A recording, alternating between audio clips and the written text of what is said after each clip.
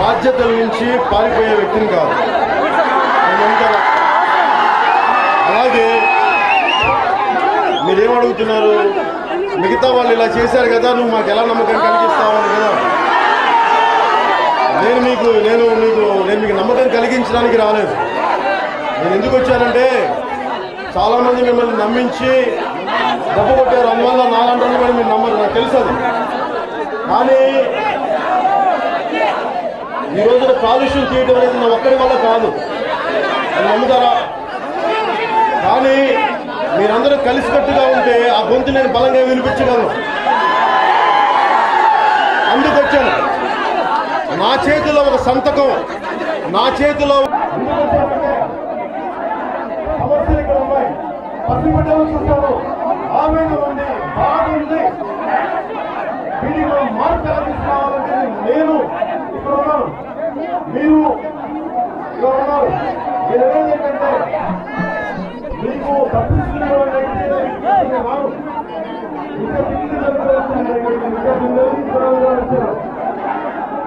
మీరు తిట్టిన ఒక ఇంటి వాళ్ళు తిట్టండి, నేను పడుతున్నాను.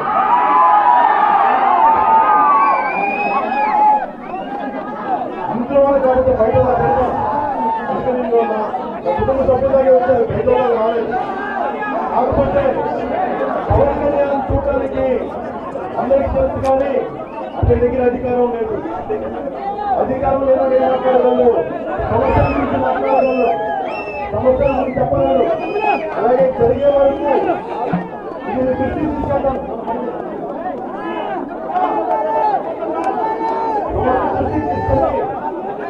న్యాయం జరిగే వరకు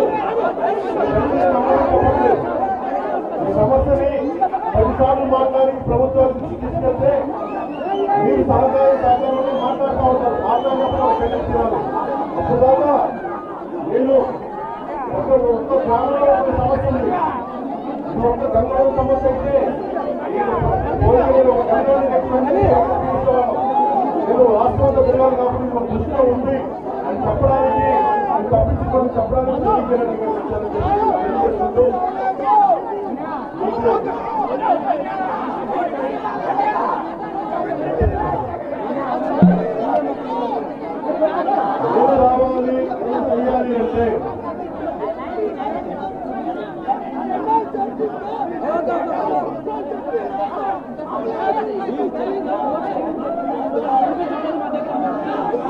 అందుకే వచ్చాము వాళ్ళు ఓట్లు వేసింది కనిపించలేదని వచ్చారు ఇక్కడికి. వాళ్ళు బాధ్యత తీసుకుంటున్నారు, అందుకే వచ్చారు. ఖచ్చితంగా వాళ్ళు నిలబెడతాం, ఖచ్చితంగా వాళ్ళు నిలబెడతాం. మీకు ఏవైతే మాట చెప్పారో ఎమ్మెల్యేలు వాళ్ళు మాట నిలబడని పక్షంలో గ్రామాలలోకి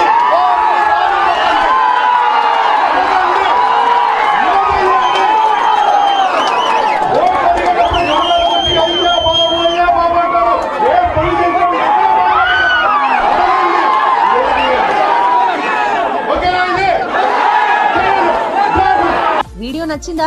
అయితే ఓ లైక్ వేసుకోండి, లేదంటే ఓ కామెంట్ చేయండి. ఎప్పటికప్పుడు మా వీడియోస్ చూడాలంటే సబ్స్క్రైబ్ చేసుకోండి.